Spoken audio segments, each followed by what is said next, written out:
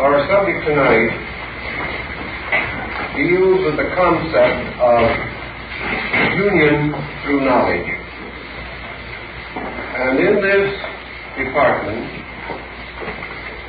we must first clarify some general misconceptions concerning the substance of knowledge.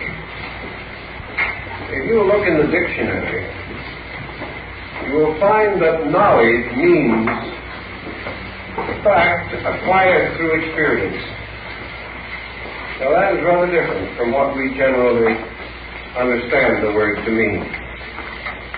Thus, knowledge is not derived from books, from the daily newspaper, your favorite commentator, or your public school. Because knowledge has to have the dimension of experience. The dictionary says so. And I rather like that particular point. Apparently, many folks have forgotten the essential meanings of words. Knowledge, then, cannot truly be said to exist apart from certain participation in what we term facts. And this participation means the inclusion of a dimension of internal activity. Therefore, unless things studied, read, and learned are brought to light by some power or energy within the person himself, the state of knowledge is not acquired. Now this in itself opens an interesting field of speculation. But we cannot pause here. We must now begin to study, if we can, the fact of knowledge. What is knowledge, essentially? What are these facts that must be experienced? And in what way do they contribute to the spiritual growth and integrity of the human being? There are two kinds of knowledge, so-called. One kind of knowledge results from man's impact with his environment and the resulting inflowing of the testimonies of the sensory perceptions. There is another kind of knowledge which comes from within the person and usually must be experienced through application.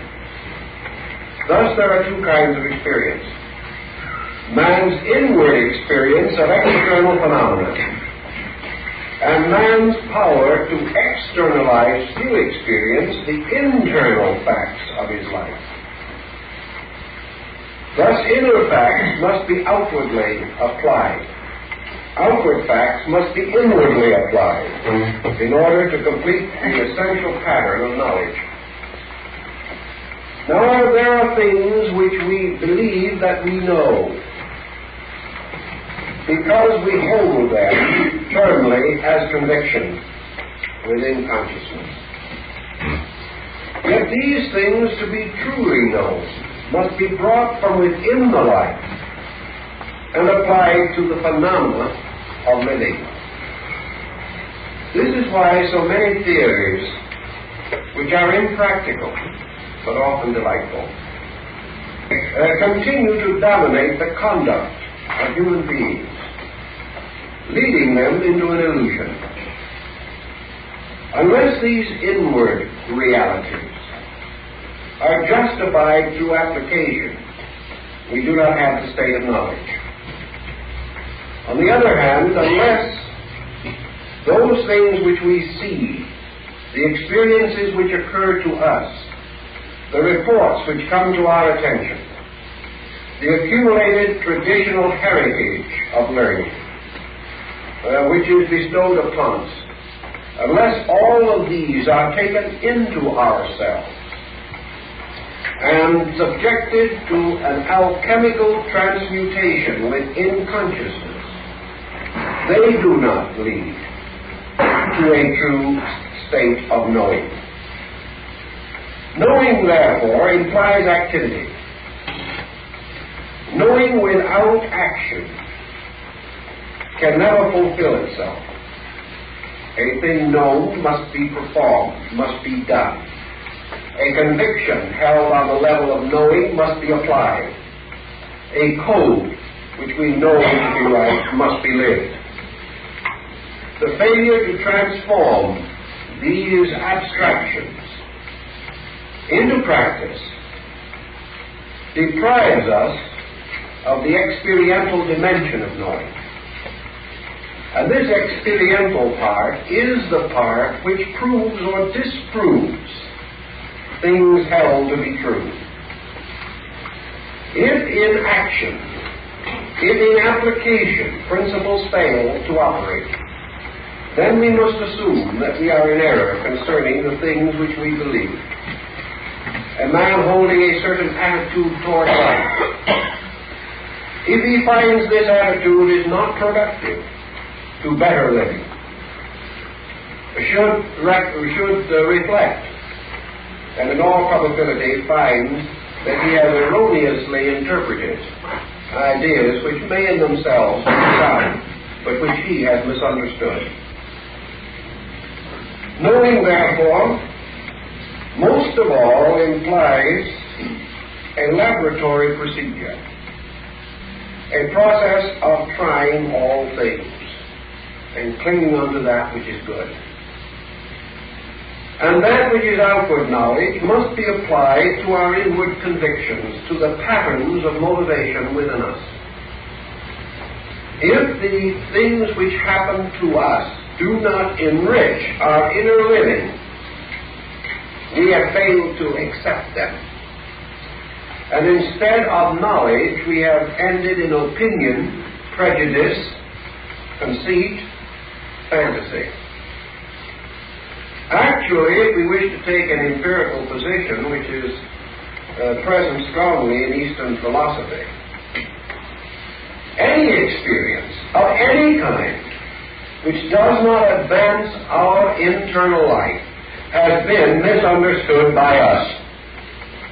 Even though that experience may be tragic, may be disastrous, may be apparently unhappy in all of its parts, it has failed to fulfill its purpose if it has not contributed to our understanding of essential good. Now, this might appear to come very close to a platitudinous viewpoint, but either this statement is empirically true, or else the universe is meaningless. Either disasters have purpose, or they do not. If they have purpose in a universe ruled by good, that purpose must be good. And the end of all tragedy must be the support and enrichment of good.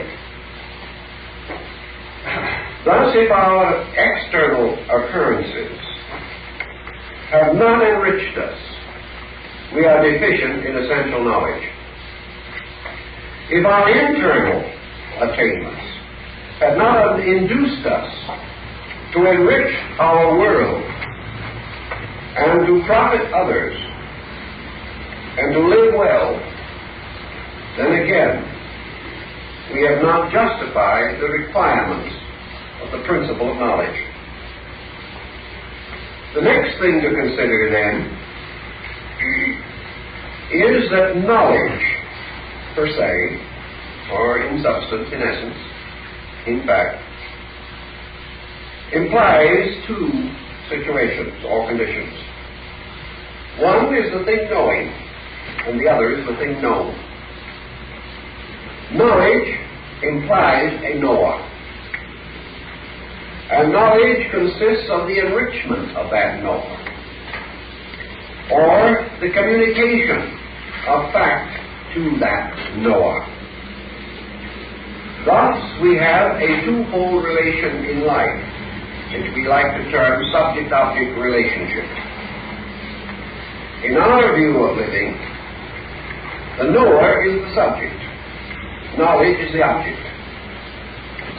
The object of life, we feel, is to grow. To grow implies increase, not only of form, but of knowing. Thus, in Western thinking, the knower is an accumulator. He is an existing being, a principle, a fact, a spiritual living substance, a self, capable of possessing knowledge, capable of accumulating knowledge, capable of remembering knowledge, and achieving a kind of growth through the enlargement of knowledge, so that we regard a person whose knowledge is greater as a person of larger stature and attainment. We consider, therefore, to apply the term wise to the individual is to signify attainments, and that such a person has the internal ornamentation of superior wisdom or learning. The subject-object relation is the cause of a considerable amount of philosophic debate. It brings many correlatives into action. Upon it other things depend, and it in turn depends upon interpretations of basic principles. So we assume for the moment, but we're not going to leave there, but we will assume for the moment that each of us is a knower, and that each of us desires to know. The reason for this desire may differ with each individual. Some wish to know because they desire to be better. Some wish to know because they believe it gives them an advantage over others. Some seek knowledge in order to advance their material fortunes. Others to advance their inner living. But as the old adage says, knowledge is power. And it is assumed that the knower has certain advantages over an ignorant person. Advantages relating not only to his own security as an individual, but to his sphere of influence in world affairs and over the lives of other persons. Subject-object, therefore, can be extended into many spheres of activity, but always subject-object on the level of knowledge implies that there exists a being capable of knowing, and that there exists a world of phenomena capable of being known. Now we all assume this and live without even attempting to define such a concept. We accept it. It is familiar to us all, rather through circumstances than through a formalization in terms of thought or philosophy. Now this brings us into direct contact with the problem of the knower. Now just what kind of a being is this that has within it the power to know? Is this a spiritual entity deposited somewhere in the mysterious fastnesses of the composite human being? Is this knower something that is individual, personal? Is each knower a separate entity? Must each knower, therefore, conquer for himself the mystery of things to be known? Is each individual growing alone? Is his struggle from beginning to end his own private battle against unknowing and toward the achievement of the state of complete knowing? If there is a knower within us, what is the substance of that knower? Is it mental? Is the mind the knower? We have come almost to consider the mind and the self as identical. And in a strange way, many of our Eastern brothers would agree with that, but not quite in the way that we would intend them to. Mind has within it what appears to be the center of intellection in the human composition. And it is believed that if consciousness has an inner vestment, a subtle body peculiarly suitable to its needs and responsive to its impulses, that this is the mind. Because we cannot conceive of a state of knowing apart from the mind and its physical instrument, the brain. We conceive knowing to arise largely from the impact of sensory perception upon the brain and its transference in or through the brain to some center of intellection. To the materialist, this center of intellection is a psychochemical process or structure within the brain itself. To the idealist, it is a separate entity, a being apart from brain and inhabiting it as a man might inhabit his house. But we do face one important consideration, that as far as human beings are concerned, man has no experience of knowledge apart from what he commonly terms the brain-mind formula or pattern. Thus he naturally and instinctively assumes that the mind is the source of his power to know, and that whatever may be the deeper implications of his consciousness, these deeper parts must depend upon the mind for testimony, and that the mind is their instrument, their peculiarly sensitized area by which they may receive phenomena, and also through which they may from within create patterns which may gradually be objectified through the mind and brain into the exterior life of the person. Thus the mind is a sort of two-way road leading both in and out, and along this road must travel those impulses which relate to internal or external knowledge. Now, is this a reasonable conclusion? Is this the true answer to the problem? What is the relation of mind to knowledge? And we come to a very basic formula, and we have evidence around us to sustain this concept. And it is to the effect that in some mysterious way, what we call the mind is insufficient for the essential purpose which we assume it was created to attain.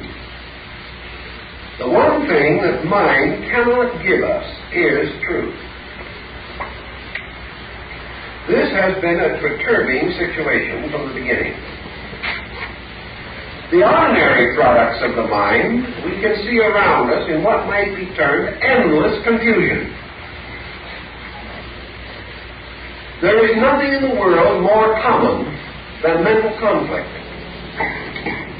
Yet if mind has within it the power of the actual and factual possession of knowledge, then there should be an inevitable motion throughout all life, intelligent life, towards identity. If the mind had the power of rapid and immediate perception of realities, we could have very few differences, because we cannot assume that the inevitable diversity of opinion represents a diversity of fact. It cannot. In the religious world, for example, we have within the field of Christendom nearly 500 sects, each one of which feels that it possesses a peculiar authority, that its own interpretation is peculiarly correct. Now, something is obviously lacking, and the thing that is lacking must be the truth itself. Because if these possessed a truth, they would possess this in common. And about that which is known, there cannot be opinion. But about that which is unknown, there cannot be certainty. We live in a world which indicates that up to the present time at least, the intellectual equipment of man is incapable of bestowing certainty. If there was certainty, we would not have war. We would not have the endless divergence of opinion among the learned, the schooled, and the skilled. We might still suffer from the opinions of those without knowledge. But we would not find that those who increase in knowledge can still retain highly separate, highly antagonistic attitudes on the same subject. Thus, we must come to the conclusion that either the mind is incapable of the final experience of a reality, or else at this time in human evolution, the human being is not sufficiently advanced to make possible a common experience of mind. And therefore, by either definition, the mind is not immediately available for the solution of the basic problems of life. If the mind is not available, are we to assume, therefore, that these problems are unsolvable and must remain so until some future time, some infinite time to come, in which evolution, growth, unfoldment, education, or culture will so enrich man's inner faculties that he may possess this power of common agreement? There is a tendency, but a very slow and gradual one, for agreement to arise. And the evolution of man does indicate that on certain matters he is gradually attaining a more holistic perspective. But as yet, this is far from being sufficient to his needs. Now in the West, emphasizing the Noah, we enter into an incredible cycle of individuation. We then conceive the human race to be composed of an infinite number of separate beings, each of whom must depend fundamentally and basically upon its own knowing power for its security in every department of living. We have learned that collective security does not result in individual security.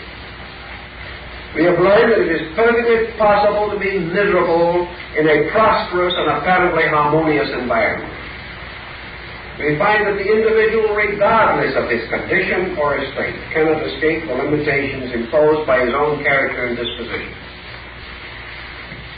If, therefore, this process of ultra-individualism continues to be the basis of a philosophy of life, the individual emerges indeed as a rugged, or more likely a ragged individual, one in whom the struggle for sufficiency must go on indefinitely.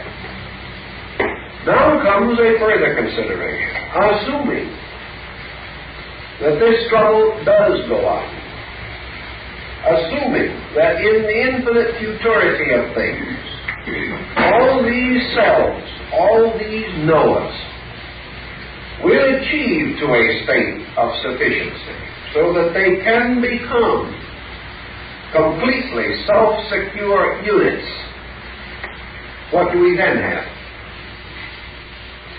Some will say the Golden Age. But we will have arrived at one of the most mysterious and disagreeable concepts conceivable to us if we think it through, and that is we would arrive at absolute static. Every individual sufficient for himself, sitting on his own doorstep, having answered all questions and solved all mysteries, and therefore probably having achieved in this process actual physical immortality, would sit there forever. Because he would then have no further to go. He would have achieved the fullness of his own capacity. And he would still be a person. with all the limitations of a person, unless there is some dimension that goes beyond his present thinking. So here we pause and come back again to the immediate situation. Object, subject. The subject man, the object knowing, or knowledge. And the next consideration which arises from this. If knowledge is legitimate, what is its purpose? Have we conceived even for a moment the essential nature of the purpose of attaining a state of knowledge? We cannot assume, for example, that any definition which relates purely and simply to our material concerns can be sufficient. After all, does it make any great difference on the level of materialism whether a man dies a sage or an imbecile? What is the difference? He is just as dead in either case. Therefore, on a material level, his intelligence is valuable only as a community asset. It is valuable only to others and not to himself. Because wise or foolish, learned or unlettered, he must go down to the dust with all his kind. If we are not materialists and assume that there is a survival of consciousness beyond the mortal state in which we live, then the dimensions of knowledge open a little, but we are cursed with a new dilemma. If such is the case, and we are the citizens of a larger universe, and this is merely an interlude in our existence, then of what value is what we learn here when we leave here? Supposing we have mastered the intricacies of chemical gardening, are we going to assume that in the Elysian fields we will have any need for it? Supposing we have actually become the outstanding banker in our community, what will we do on the banks of the other shore?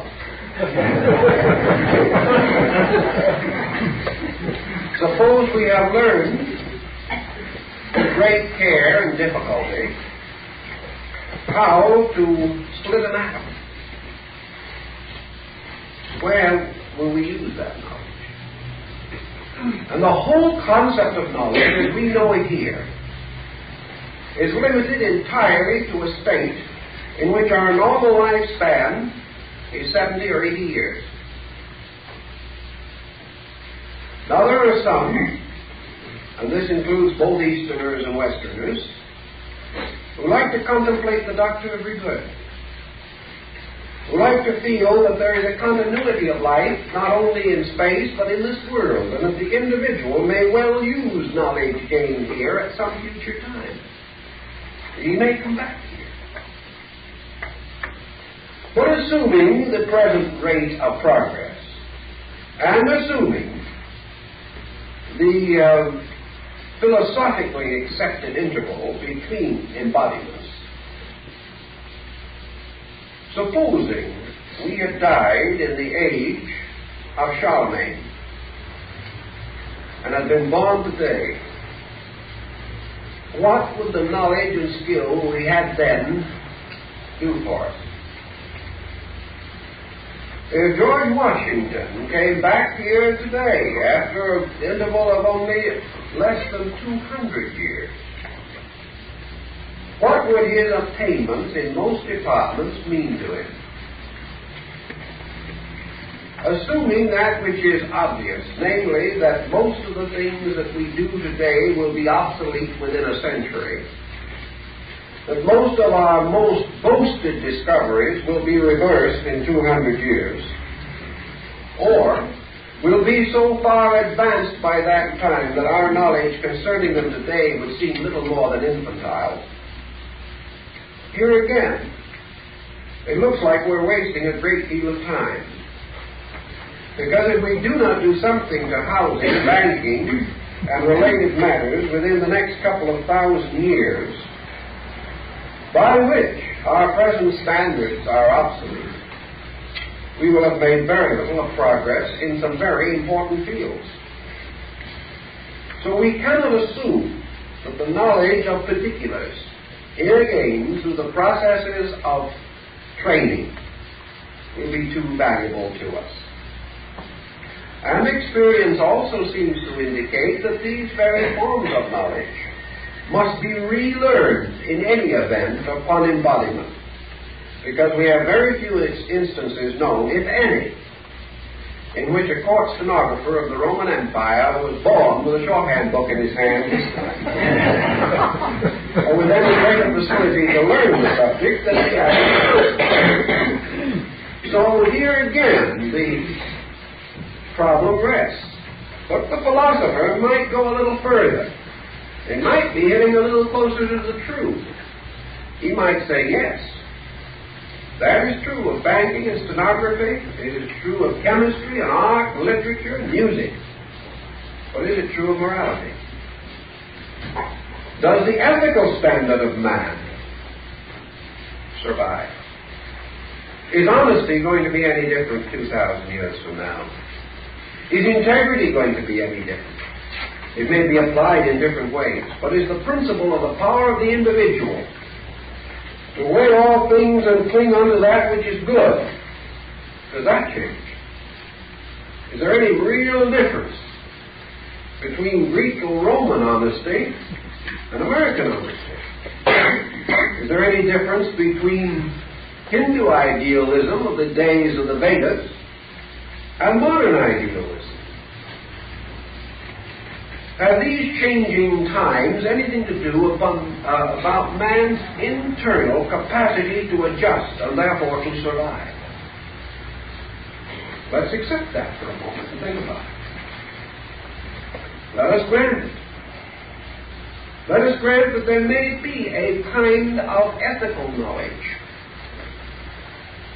a kind of knowledge resulting from the enrichment of character, from the enlargement of understanding, from the generosity of spirit. There's that kind of knowledge might have a survival value. It might have a survival value here. And it might have a survival value somewhere else in case man has an immortality apart from here. Assuming man's survival as a conscious being, the only things that can be valuable to him in a different state are principles within his own consciousness, which must be applicable to any state in which a reasonable creature can exist. That's a delightful thought.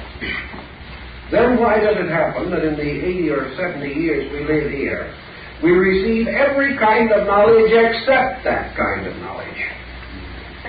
And that every effort is made to make us into good bankers and brokers, but it is only by a desperate effort of our own, accompanied by privation and reverse, that we are able to attain to the kind of knowledge that might have a survival significance. Why are these surviving possibilities ignored almost completely throughout our educational system, except in certain sectarian departments? Knowledge, then, must be considered as of two kinds. That by which we can live well here, and that by which we might hope to live well forever. And that knowledge by which we might live well forever anywhere must, on a level of philosophy, have precedence over that which is only useful under certain conditions and at certain times. And there are probably persons here who have been forced in midstream to change their ways of life because the arts, crafts, trades, or sciences with which they were acquainted in their youth and for which they prepared themselves have no longer any vitality. It's like a friend of mine who spent the second half of his life moaning over the fact that he was probably the best buggy whip manufacturer in the country. All he is, nobody wanted any buggy whips. So it has been a matter of often readapting education to the changes within a lifetime, let alone within the great changes of history. But we begin to see a residue of knowledge here that seems to have a permanent significance. And this knowledge goes deeper and deeper into ourselves and relates primarily to these great principles, which must have validity wherever beings with a consciousness such as our own have an existence. If this consciousness does not exist, or does not survive, then there is no validity to any point in this argument. But if it does survive, and does have an existence, and the individual continues, there is one thing reasonably evident, that if he exists at all, he must get along with himself. We do not know who else he may have to get along with, but if he survives, he must get along with himself. And up to now, that has been one of the most difficult programs that the human being has been faced by. Because everything that we learn teaches us to get along with someone else.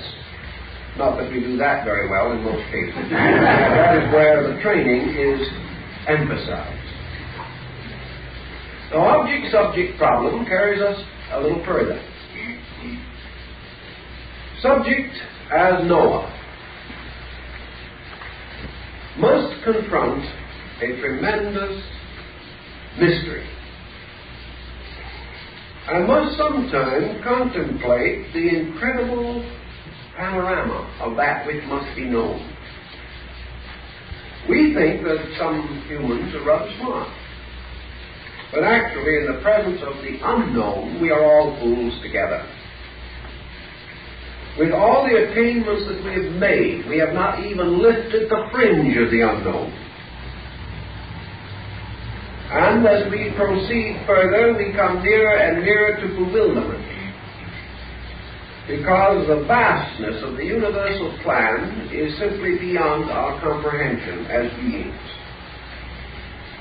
Even if we continued for countless aeons of constant and industrious discovery, we would still be faced by the unknown. And we would come nearer and nearer to the realization that there is a mysterious dark wall that divides the known from the unknown. And any subject on the level of the objective, which we follow long enough and trace carefully enough, goes slowly towards this dark wall and disappears.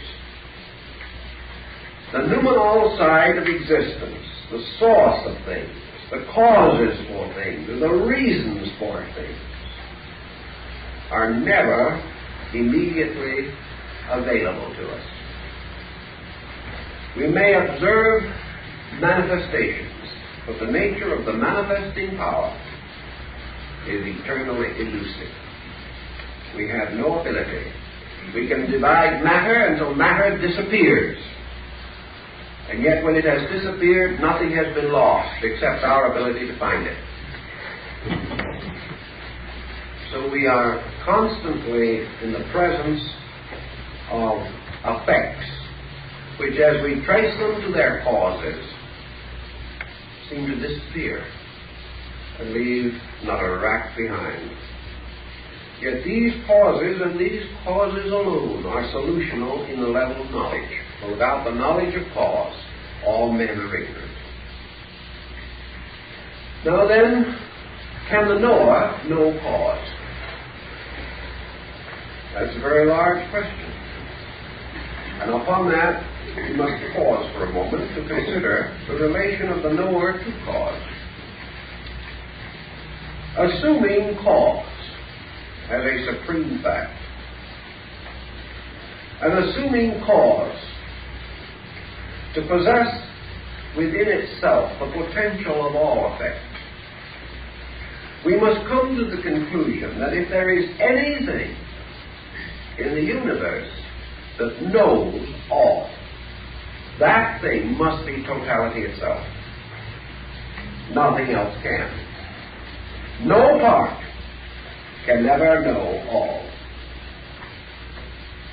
Therefore, if there is an all-knowing resident in existence anywhere, that all-knowing reposes in the all-being. And from that all-knowing and that all-being must proceed those things which can be known. and which in themselves possess quality and dimension. If, therefore, there is a plan, and this creation is the unfoldment of that plan, then the only power or being possessing the full and complete knowledge of the plan is the planner itself. The parts can never know, because no part can ever know more than itself. Because the moment it retires to the source of its own existence and becomes identical with self-knowledge, it has reached the termination of its own identity. So all-knowing must depend upon an all-knower. And an all-knower must be totality. Must have within itself the capacity of complete existence. And that this complete existence may be regarded as knowing or unknowing is a tremendous question. Is this complete existence to be defined as the all-conscious? Or is it to be defined as the unconscious? In other words, does the root of existence so completely transcend knowing that totality is superior to knowing, therefore has an existence apart from knowing, and consequently, whatever its state may be, it is remote even from knowing. Man creates the term unconscious to describe the root of his own or the collective consciousness. But whether he is using this term to mean that which is unconscious or that of which he is unconscious is another large question. Like the small boy who took the attitude, I don't see it, therefore it isn't. Is this term really indicative of anything known, or is it merely indicative of our own desperate effort to define an abstraction? Now, if we assume a totality at the root of existence, and follow certain Eastern systems of thinking, we are going to come to the conclusion that totality is superior to knowing. Therefore, that knowing is a dependency upon totality. And for that reason, knowing can never know totality, because it is inferior to it, or posterior to it in concatenated descent. There was an ancient Babylonian formula, Chaldean also, which says that each thing may be known by that which is anterior to itself, but cannot be known by that which is posterior to itself. In other words, a larger may know all of its parts, but no part may know all of the larger part of which it is a part. Therefore, superior natures may know inferiors, but inferiors may not know superiors. And we use knowing now in the sense of fact by experience, or by actual identification. Thus, the possibility that man is not so foolish as he sounds when he says, my house, my hand, my eye, my body, my mind. That mind is a possession. Mind is something like a body, but is not to be considered as identical with that which possesses, or that which defines, or that which claims proprietorship through anterior order, or through superior state.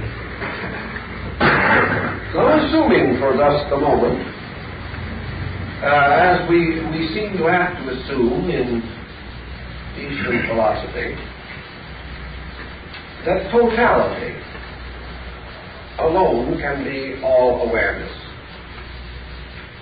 And also assuming or accepting that which we must accept, namely that we are not going to arrive at a valid definition of totality. Because we are not going to be the little fish that could swallow the ocean. We cannot understand that which is infinitely beyond us. Therefore, we are not going to define totality. We are merely going to reason about it. Perfectly aware, as Buddha pointed out, that our reasoning probably will be higher foolishness. But at the same time, may contribute something to a perspective. This totality, if it be,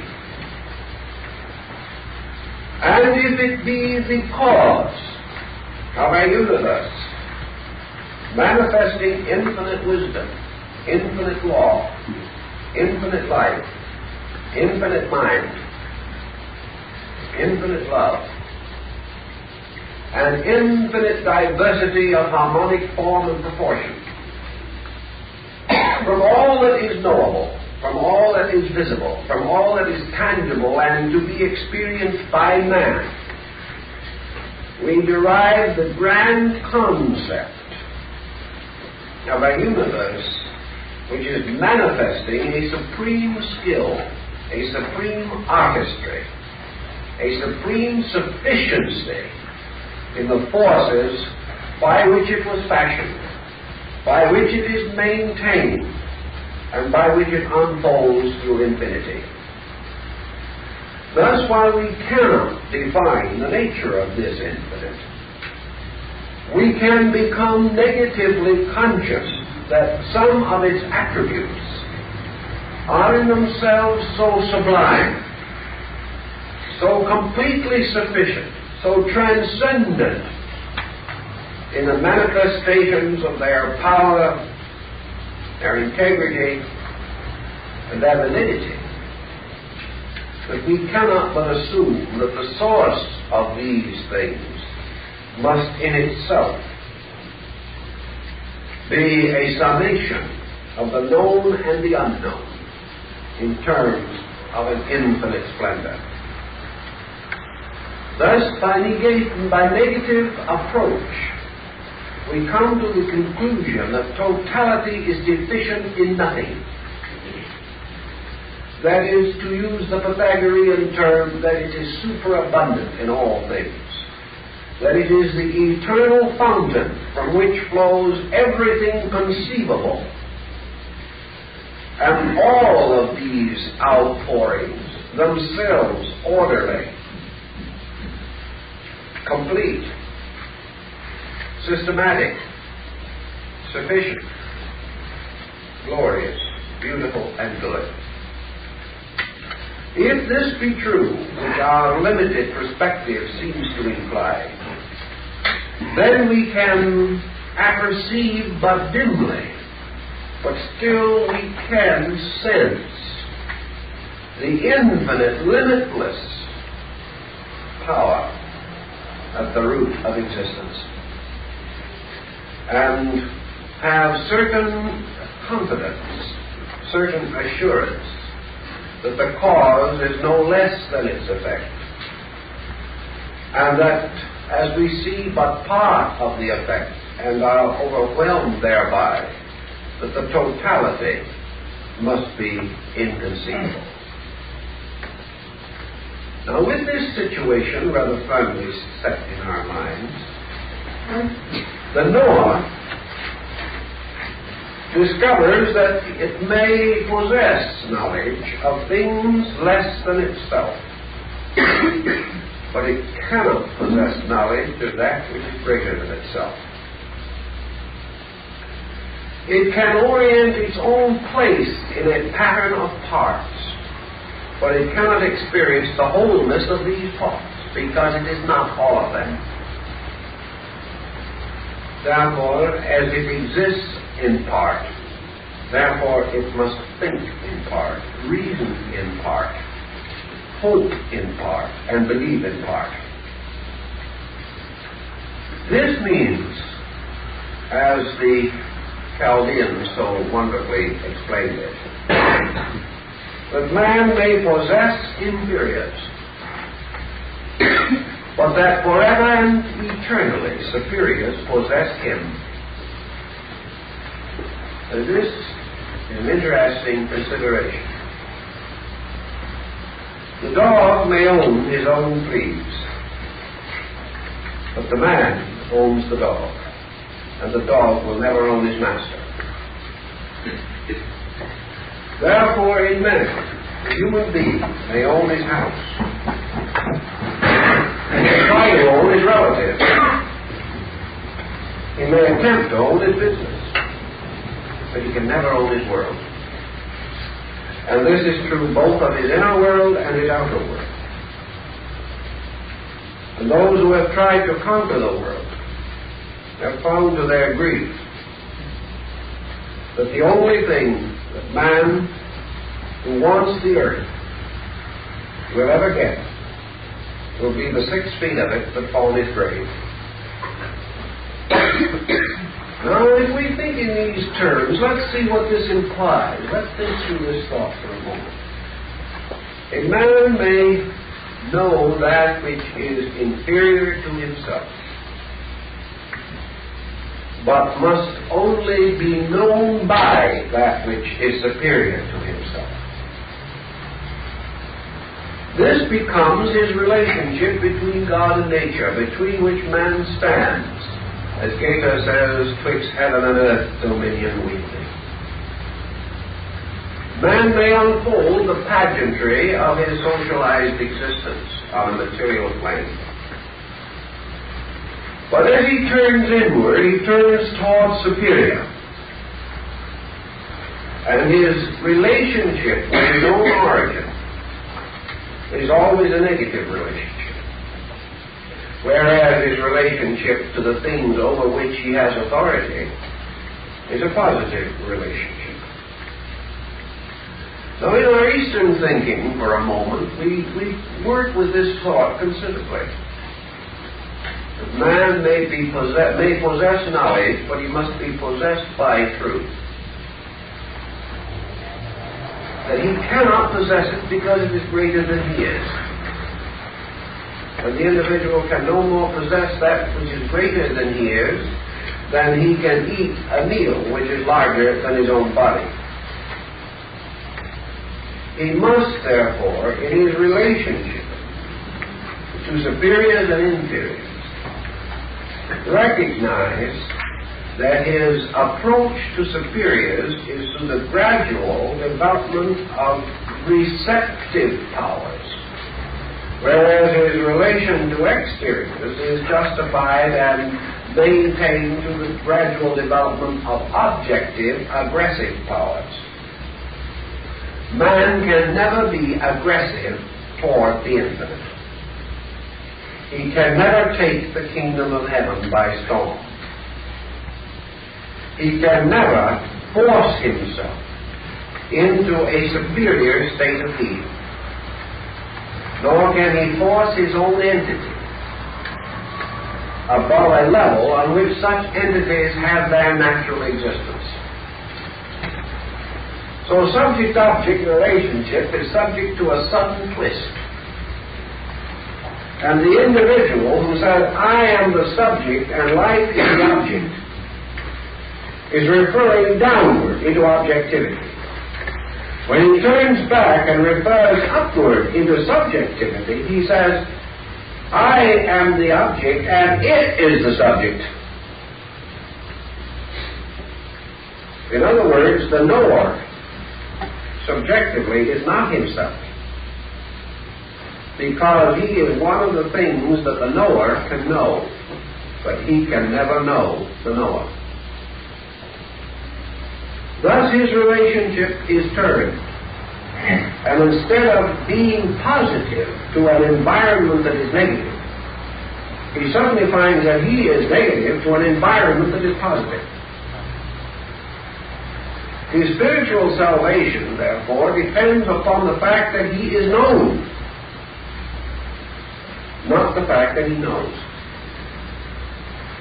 This is the root of mysticism. Because mysticism is man entering into a receptive relationship to superiors. Now, we do not mean by receptive negative. We do not mean that the individual gradually becomes a non-entity. But we do mean a disciplined receptivity. Now, a disciplined receptivity depends on something, and here's where your disciplines in this yoga become important. You've all known people who were being forever moved by some quaint impulses from within themselves.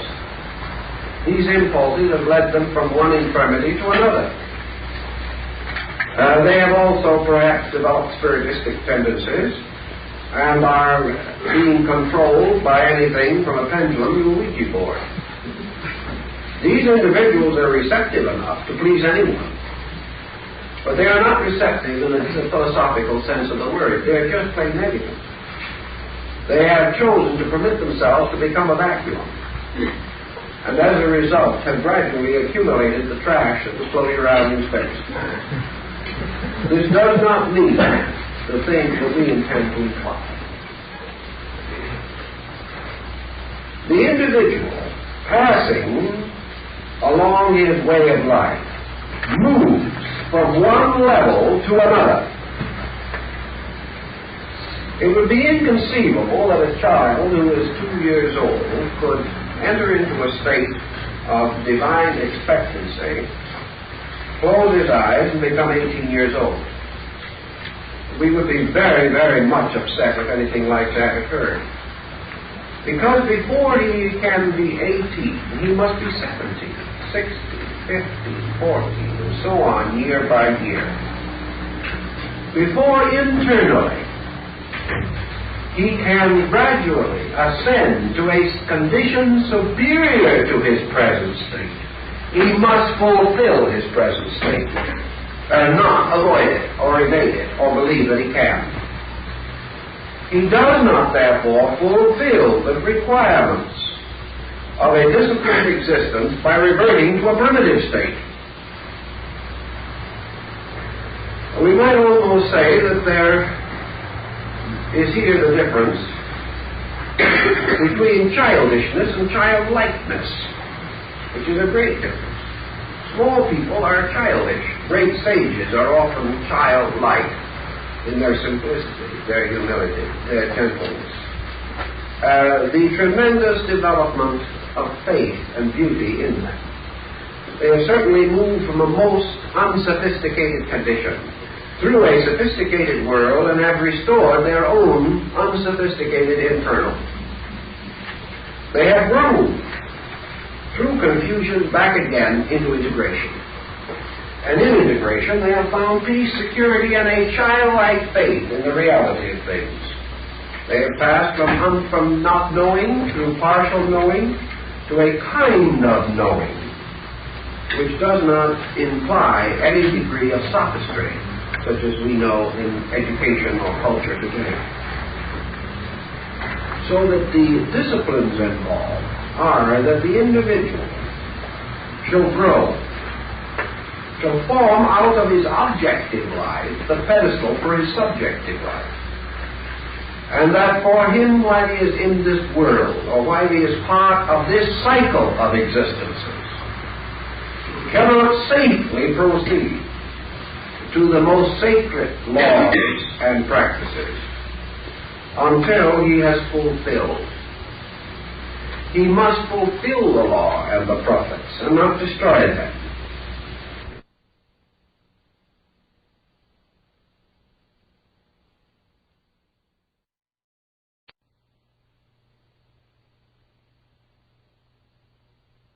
Of knowing. But it does so in a manner that leaves no weakness or insecurity, and also by discipline relieves the human being of one intensely dangerous reflex, and that is fantasy. Until fantasy is conquered, every spiritual discipline of man is a danger to him. Inasmuch as fantasy can and usually is mistaken for an advanced state of knowing. Fantasy exists as long as the various departments of man's personality are undeveloped.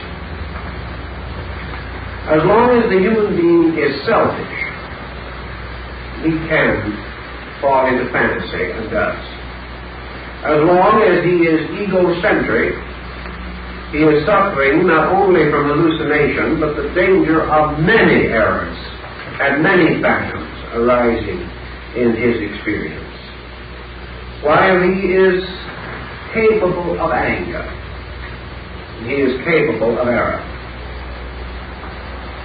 The moment the individual finds that he has reached the extremity of his own temperance, he has reached the circumference of his own safety. That is terribly important. Man living from within himself and planning and preparing for a superior kind of existence reminds me a little bit of the writings of the French transcendentalist Eliphas Levi. This priest, who took the Kabbalistic name of Levi, said that the astral light, which is so important in certain mystical things, is a beautiful garden of wonderful flowers, each one with a poisonous serpent twisted around the stem. This is the fool's paradise, and the only paradise the fool can ever inhabit. It is the paradise of wishing. It is the paradise of mystery and imagining. It is the paradise of fantasy. It is where the individual finds it possible to validate anything he hopes for, wishes for, or believes in. But every wish, every hope turns upon him, and he discovers that its beauty conceals a poison. So, the development of consciousness requires and demands discipline.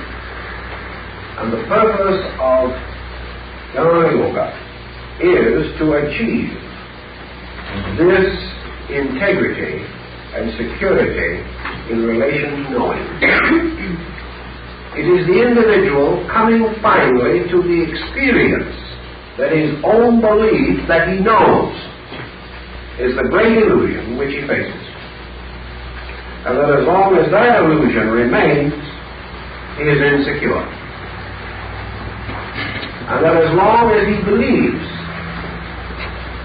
that with his own egocentric, polarized entity, he is capable of the ultimate attainment of knowledge, he is also going to fall under the fantasy that he today and at this hour knows more than he does. That everything that we do is moved largely from opinion, and that opinion is the falsest form of foundation. That before then he can go on to the disciplines which may lead to the higher phases of his subject. He must free himself from the illusion of false knowledge, and the illusion that knowledge can be possessed by him. This is a long road, and what we call learning is the gradual discovery that we do not know.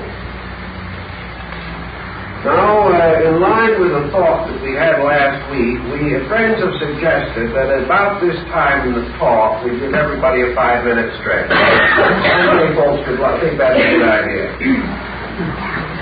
All right, let's have a 5-minute stretch and then go on. Everybody can get out.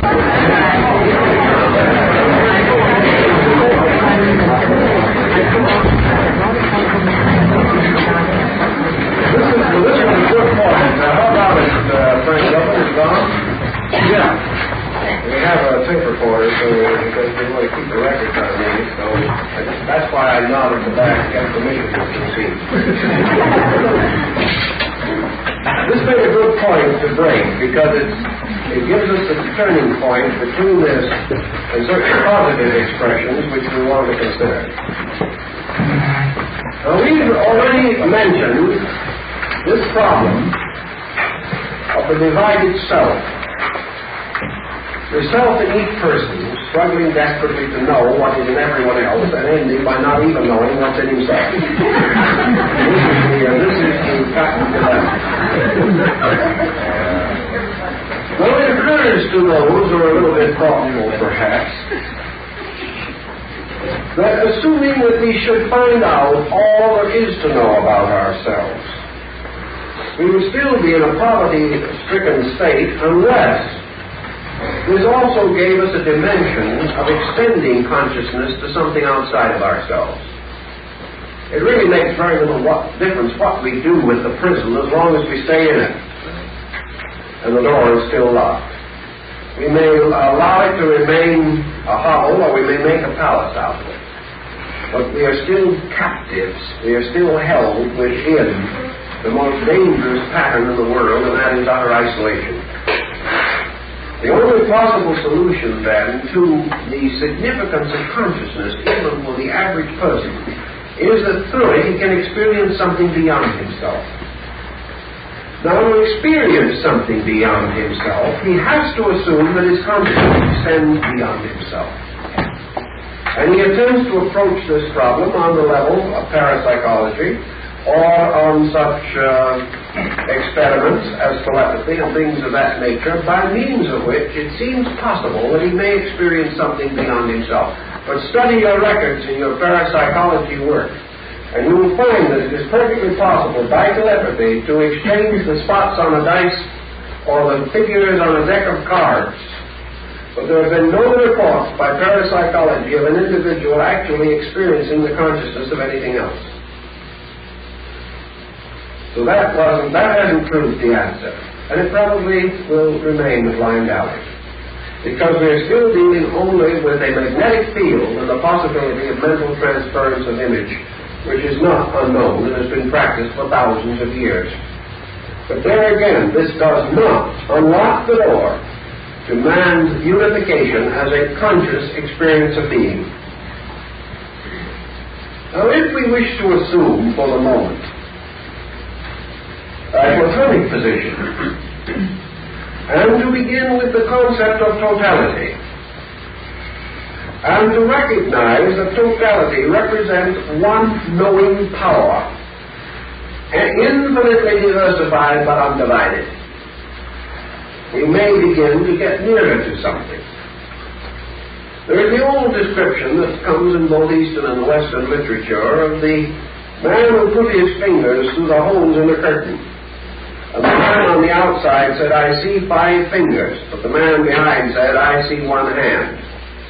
And that is one of the problems. We see on the outside, on the phenomenal side, separate parts that we are beginning to apperceive as a rational necessity.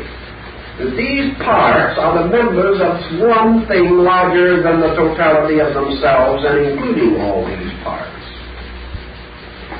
In your Eastern concept of yoga, therefore, selves, conscious entities, are recognizable as parts of a totality greater than themselves.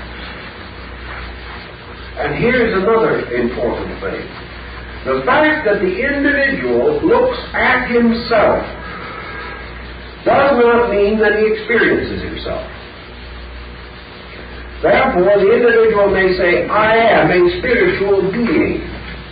I am eternal. I am immortal. I am part of something greater than myself." But still, because of the position which he takes in actually making these statements, he cannot experience the thing he states. He's blocked by the fact that these are the phenomenal observations of his own unit of intelligence. Consequently, he is not experiencing these things. He is merely affirming them intellectually. He can say, I am part of God, but that does not convey to him the experience of God. Nor does it convey to him the actual proof of the statement that he himself has made. It is an affirmation, not a realization, not an inner experience of being. Beginning, consequently, with the concept of totality and moving downward, we come to the basic problem of what constitutes the essential nature of totality. And here, as I have said, we are merely using words. We do not know whereof we speak. But we have certain internal apperception of some phase, some fringe of what we mean. There is something there, whether we're able to integrate it in our own idea or not. And the thing that we intuitively or inspirationally know or believe with great conviction and intensity is that this totality consists of the absolute unity, not only of things visible, but of principles invisible, of energies, of qualities, of emotions, of thoughts, of ideals, of dreams, of aspirations, of every conceivable and inconceivable function of this mysterious and elusive thing called consciousness. Therefore, essentially, this totality represents more than what we would term cosmic consciousness, more than what we would call the infinite or the absolute in our religious, theological understanding of such terms, more than the term God as we use it in a sectarian way. It represents something which transcends even the concept of being as creature or as a separate and recognizable entity. It is no longer God sitting up somewhere. It is no longer law moving from some radiant center. It is no longer a spiritual sun shining in a celestial firmament. It is beyond all of these things. And we conceive of it as boundless, definitionless, limitless, and all-pervading, all-diffusing allness, deficient in nothing conceivable to creatures. This in itself then becomes, to a strange way, or in a strange way, a vast ocean, an incredible space sea. In the Old Testament, in the old Jewish writings, in Genesis, it is said that the waters which were above the firmament were divided from the waters which are beneath the firmament.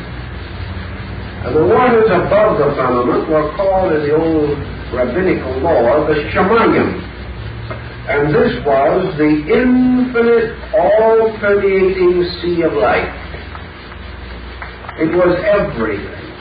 It was the infinite spirit matter, the infinite space-time, the infinite life substance, the infinite consciousness intellect, and yet infinite, boundless, and thereby by definitionless. For that which is not with definition of form or kind, you cannot be defined by thought or word.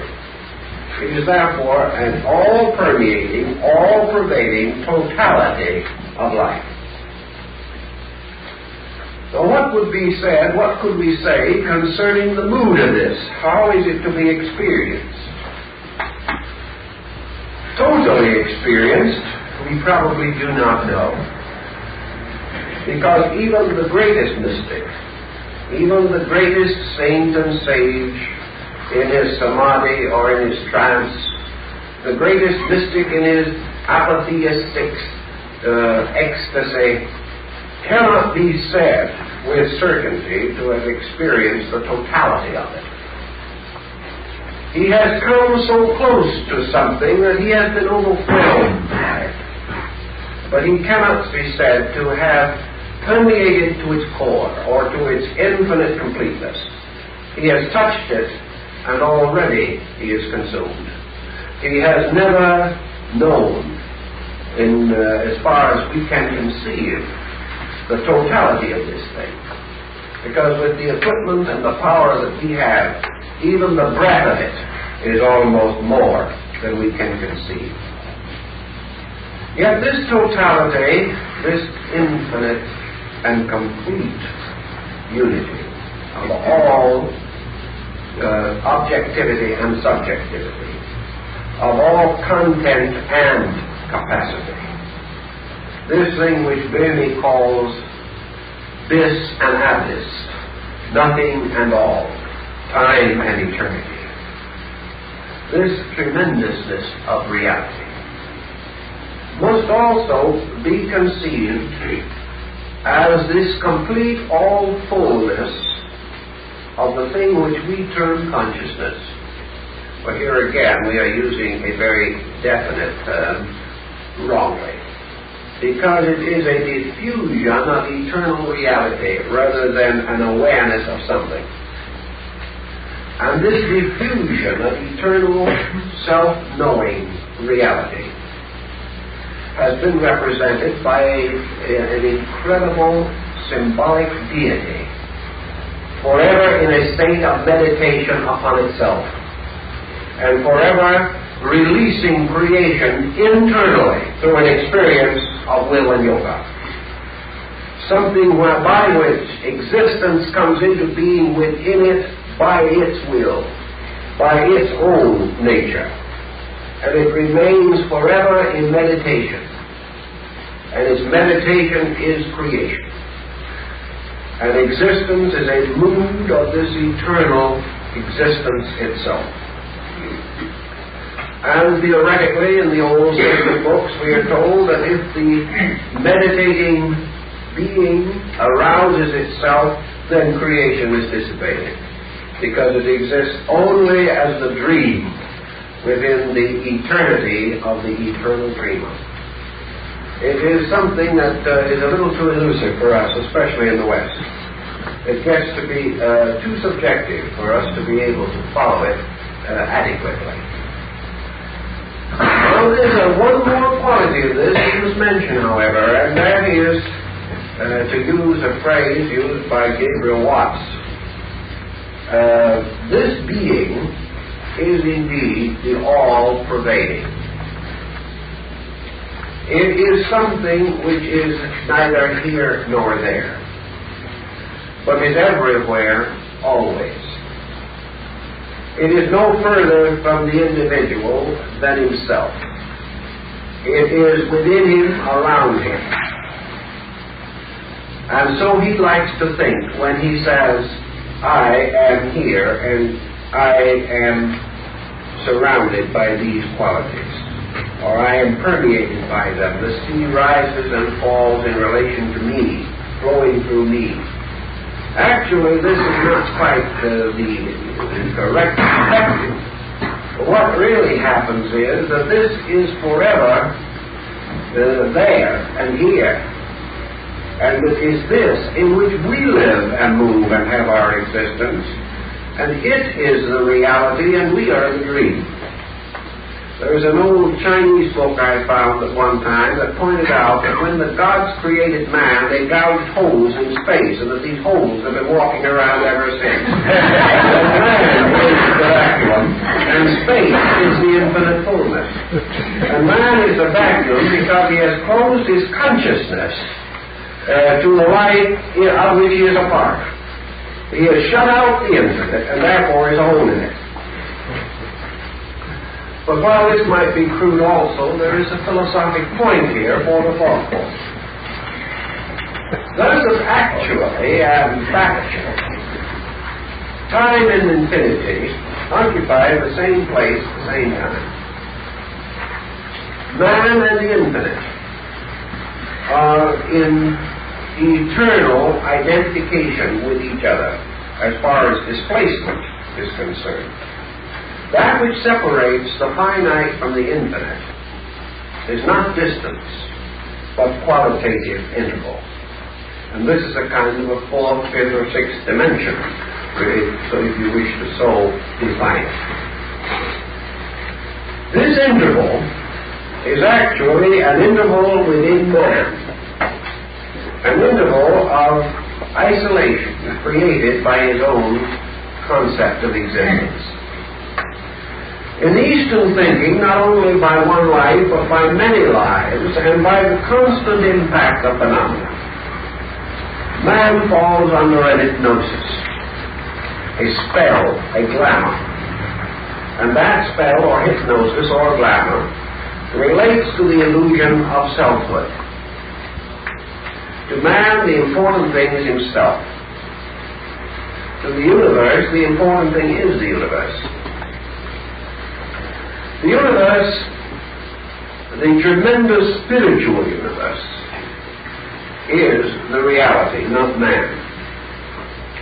And the human being, gradually unfolding and growing, comes ultimately to the realization that the reality in himself is not a unit, but is the presence of a universal reality. That this universal reality, in its own substance, has never been divided. Therefore, that men may be many outwardly, and many mentally, many emotionally, many egoistically, but in their root and substance they are one. And they are not only one with their own kind, but one with every kind and one with space. That if we can, theoretically, penetrate deeply enough into the person, we move backward through personality to individuality to universality. Thus, that as our objectivity reveals us as many, our subjectivity leads us ultimately, inevitably, to the fact of unity.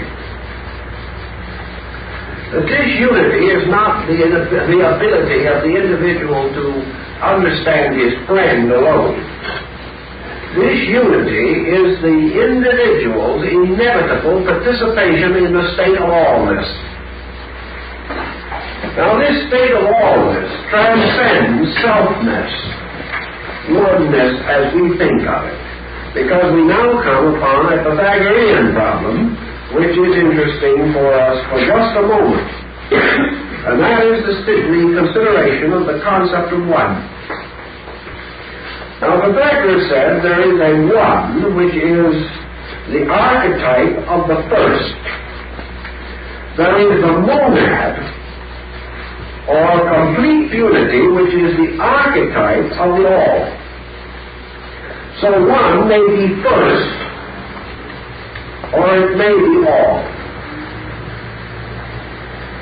One is unity, which is the ultimate recognition of the wholeness of things apparently divided. So one may be the all or the first. And when the one stands by itself, it can also be I, which is selfhood. But as Pythagoras defined it, God as one is not only the first, but the all. So totality is unity. And this unity Pythagoras called the monad, because it is one. So that the individual has the experience of oneness, not only as identity, but as unity. Not only the first, but the all. Not only the sum of parts, but the totality, which is a concept superior to the sum of parts. Here then, as we get back again to the East Indian concept of the thing, we have the individual whose actual existence is that he is rooted in totality.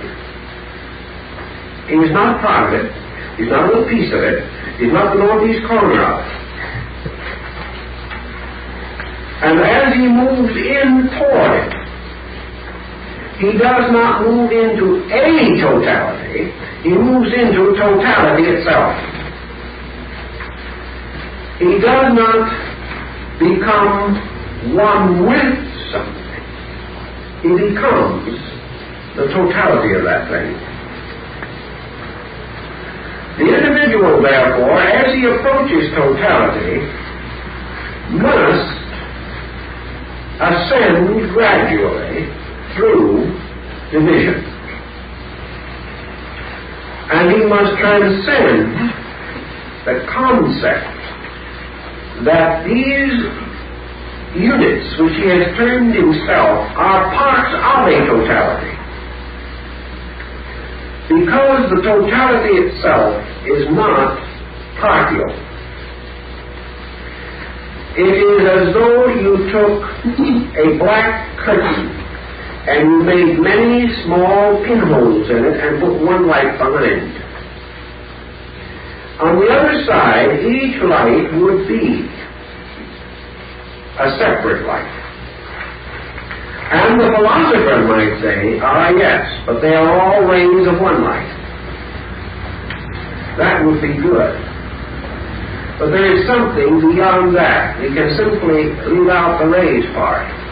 They are the one light. They are not its extensions. They are not its manifestations. They are not its conditions. They are not little pieces of it. They are it. So the central sense of I-ness in man is simply a little hole punched in the infinite, in this darkness. And what he sees, he calls himself. But actually, it is not a fragment of a greater self. It is not a part of it. It is not an individual spark of the eternal flame. That is a good figure of speech, but you have to understand it, or that will lead to a mistake. It is a very poetic statement if understood correctly. Because this totality doesn't even cast off sparks. It is always all present, everywhere, forever.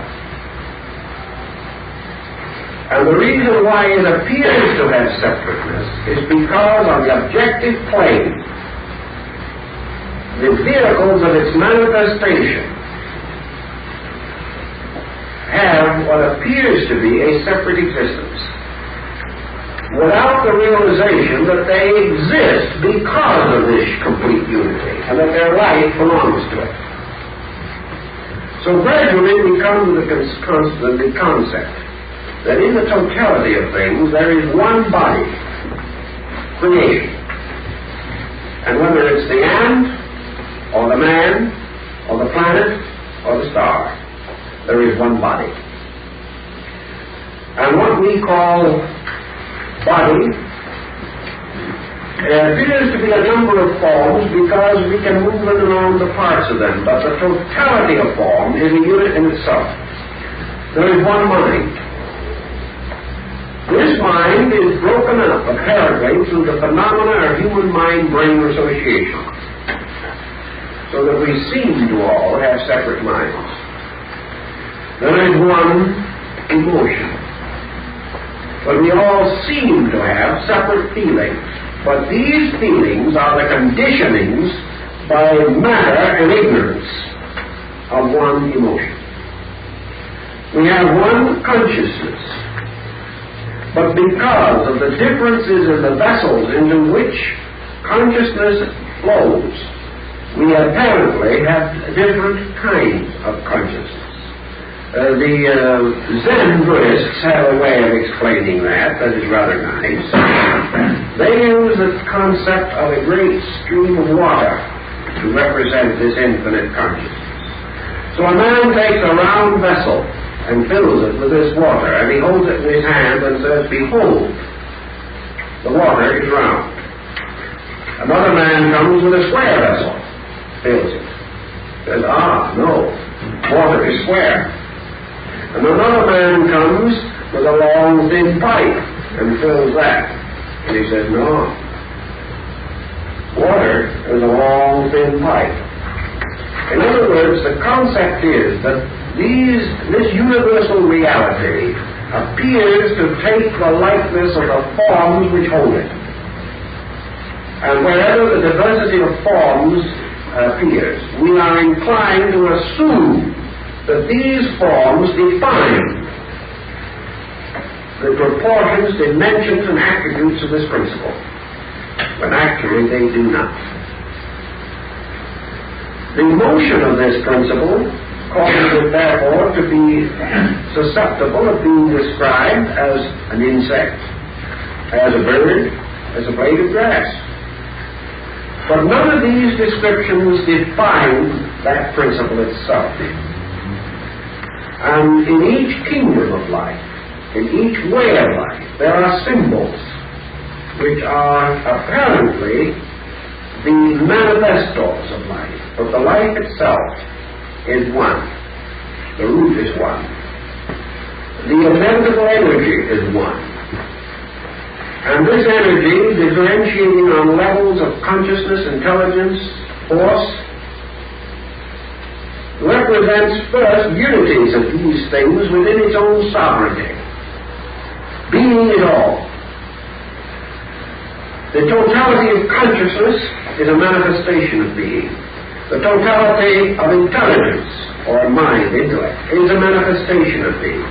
The totality of force is a manifestation of being. Consciousness, intelligence, and force are a triune aspect of being, the base of an infinite diversity of trinities and triads and the Trinitarian doctrines of all kinds. But these three themselves, consciousness, intelligence, and force, are again merely appearances, forms, modifications of that which is all of them and is itself also totality, continuum. So in its pure totality, being is the absolute, indivisible completeness, deficient in nothing, that is required or possible in an infinite manifestation of its own nature.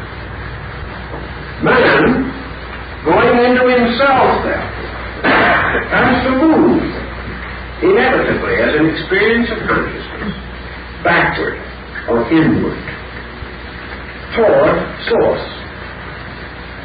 This is his only home. The only way home is back into source. If he continues to go out objectively into phenomena, he can go out to the furthest reaches of space, but he will still be imprisoned, because he can never escape by extending himself on a level. And on the level of matter, he can go to the end of time, but he will never escape matter. Therefore, he will never find reality. He must recognize that the ladder of faculties and powers which he has within himself must be climbed by himself toward his own source. And that the only way out of ignorance is toward reality. And the only place that reality is accessible to the individual immediately is through the release of his own internals, his own internal powers. Here is his immediate participation in the infinite. Through discipline, therefore, he is taught to overcome one by one the negatives, by means of which he is held to a state of maya or illusion. He is taught to discriminate values, first on very simple levels. He is taught to choose more wisely his interests and activities. He is instructed in penetrating by degrees the illusion of phenomena, which is the illusion of separateness. He is taught that every time that he discovers a common ground He has made a symbolical approach to truth. But wherever he overcomes a prejudice, he has stated a reality. Wherever he has removed conflict between himself and another person, he has stated a reality. Wherever he has synthesized diversified knowledge within his own nature, has found common denominators for ideas and opinions variously held. Wherever he has found a link between his own profession and the work of another man, wherever he has found a common ground between the contentions of one creed and the pretensions of another, wherever he has gradually gained the skill to experience unities, where previously he beheld only diversities, to this degree he begins a gradual series of affirmations by action, statements by conduct, moved by conviction, toward realities. Wherever, for any reason, he divides things now united, he is adding to the illusion. So knowledge has as its primary purpose in him, its daily purpose, the overcoming of ignorance. And the overcoming of ignorance is essentially the overcoming of diversity. Diversity, the recognition of the so-called reality of divided parts, is ignorance. Ignorance is based upon the inability to bridge. The ignorant man lacks bridges between himself and life, between himself and others, between himself and the prevailing opinions, knowledge, doctrines, ideas, beliefs of his time. He therefore improves himself in order that he may understand. And understanding is again an experience of unity, often through sympathy. Understanding, knowledge, then, has as its internal primary, its great purpose, this demonstration of identities, the proving through experience of sovereign realities larger than parts, and solving any problem of parts by discovering the superior unity which controls them. A man studies an art or science. He cannot proceed long before he realizes that the arts and sciences are part of one thing. He studies science, then he studies philosophy, then he studies religion. But ultimately he learns that these are three names for one essential principle. As knowledge increases, he discovers the identities of these three and their integrity as elements of a unit or of a larger design. So he discovers that above religion, science, and philosophy is the over-concept of truth itself. That they are dimensions or extensions of the idea of truth on a level of illusional or imperfect mind. So his search for knowledge is always rewarded by the experience of unity. Now, on the emotional level, the experience of unity can produce the phenomenon of love.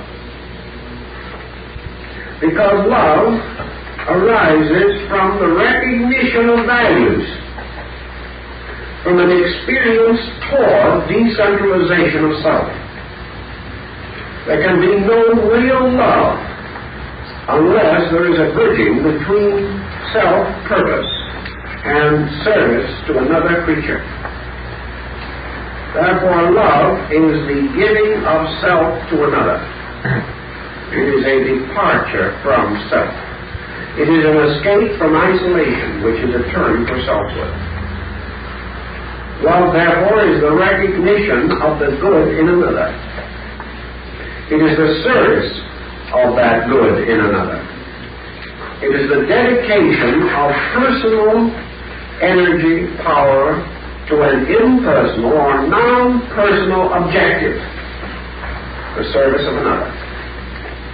Therefore, it helps to break down egocentricity. If it is possessive, it tries to draw the object of its affection, and in so doing instantly ceases to be loved. Because love cannot possess. Where there is possession, there is passion, but there cannot be love. So love becomes again a unifying power. We say, love your neighbor, love your enemy.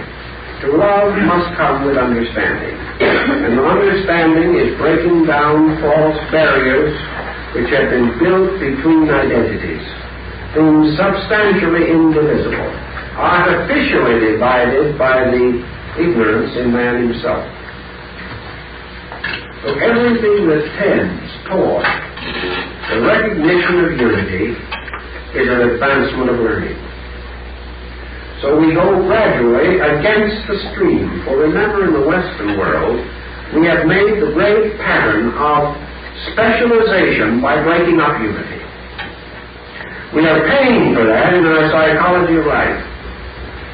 We are paying for the glorification of fragments by gradually becoming more and more fragmentary as a civilization and less able to unite, cooperate, or work together for any common objective. We are producing people who think only of their own advantage. That is the end of social unity. And when society ceases to be a wholeness, it dies. For society is a unity and an experiencing unity. And society depends for its survival upon the good of the whole being elevated above the rights of the individual, yet under a lawful and proper order. Man approaching the mysteries of consciousness must also think in terms of the good of the whole, unity, above the advantage of the divided parts. So he proceeds, and knowledge continues to increase in him as an experience of identities. For this is essential knowledge. It's nice to learn to speak Greek. It's very pleasant to learn to square the circle or trisect the angle. But essential knowledge is the constant pushing toward the recognition of unity. That is essential knowledge.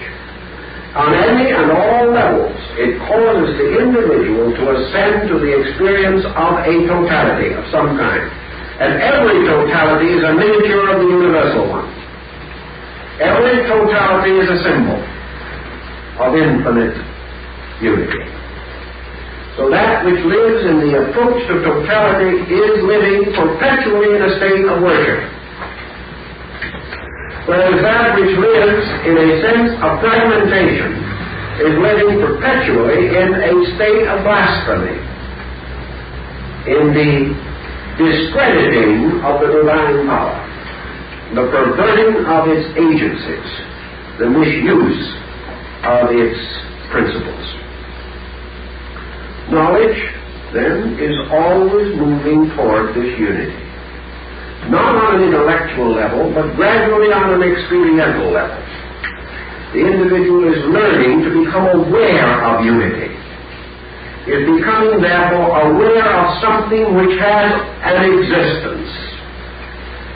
And he is also becoming aware of something which, as his awareness increases, he realizes to be greater than himself.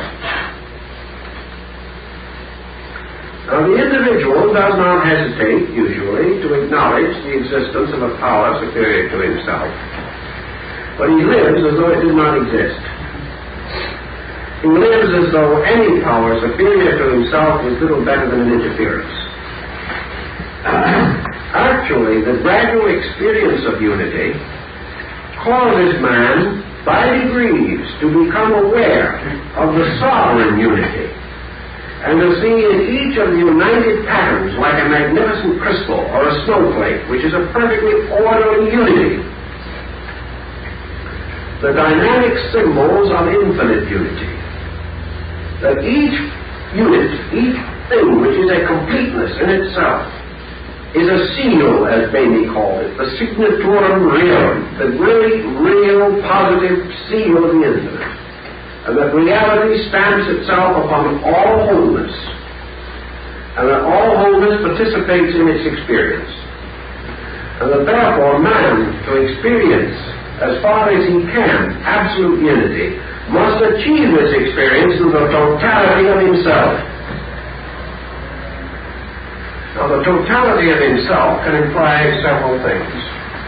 But essentially, it implies the gradual unfoldment of his own potentials, so that there is no longer any deficit or deficiency in his parts by which fragmentation is perpetuated. For where there is something that is strong and something else that is weak, there cannot be unity. So that if man has many faculties, uses half of them, and does not use the other half, he cannot have the experience of totality. Totality is the experience of its own nature.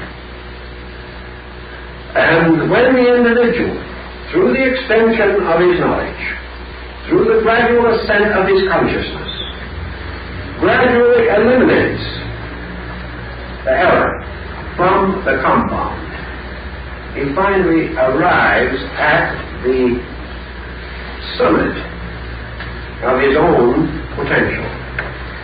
And then ascending that summit and reaching that summit, which is also the end of knowledge, he finds that the only thing that remains now as an illusion is himself as the observer of all other things. That between him and the infinite, there remains only his own determination to see or examine the infinite and to know it. And that as long as this interval remains,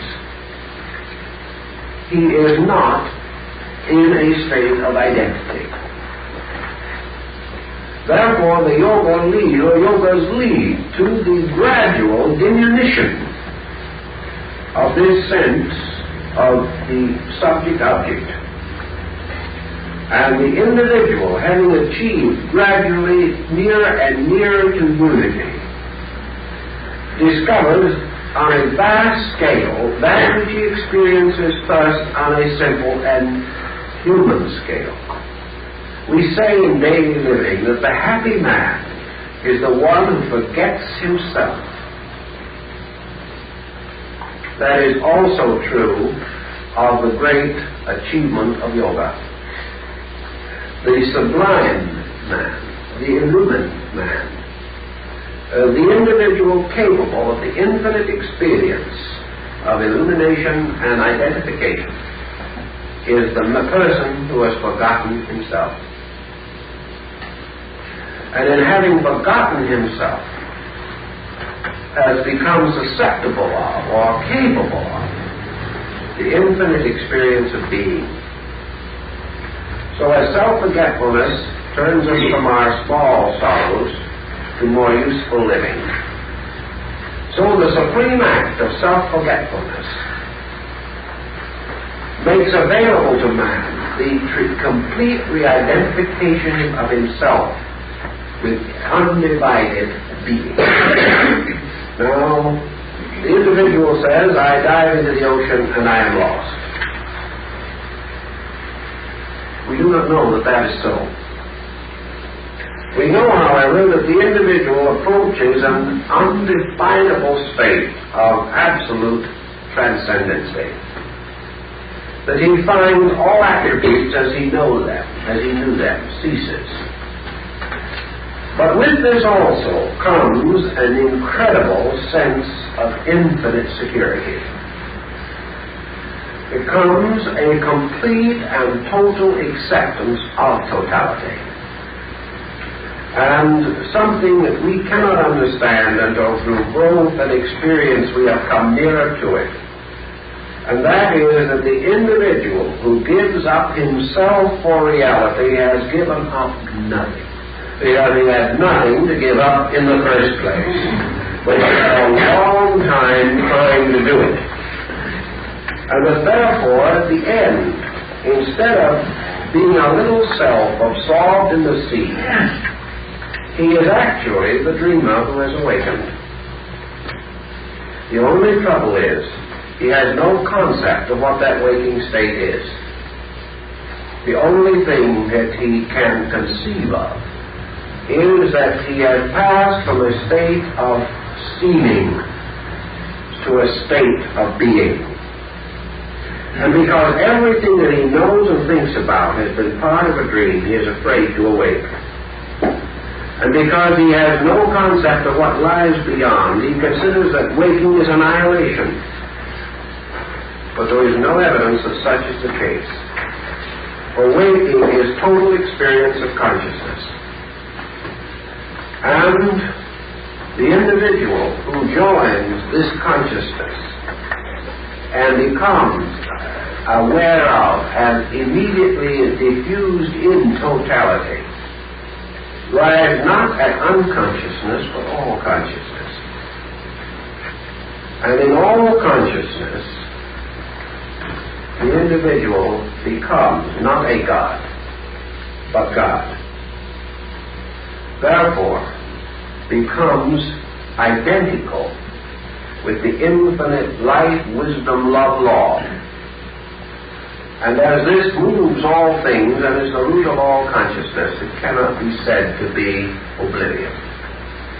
It is a transcendent state for which man has no available definition. But it can only arise as gradually the illusion dies through the disciplines of knowledge. And through knowledge, man comes finally to know that which is desirable. And in achieving this end, he gathers the resources of his nature for the final decision to awaken. And this final decision brings him into something not knowable by knowledge, but which he could not attain without the experience of knowledge to lead him, guide him, direct him, and in various ways protect him from the illusions and the compounding illusions which come in man's questing. So this, in substance, is all we can do tonight, for the time is up. And we'll have to save the further consideration of this and other problems for a discussion on writing.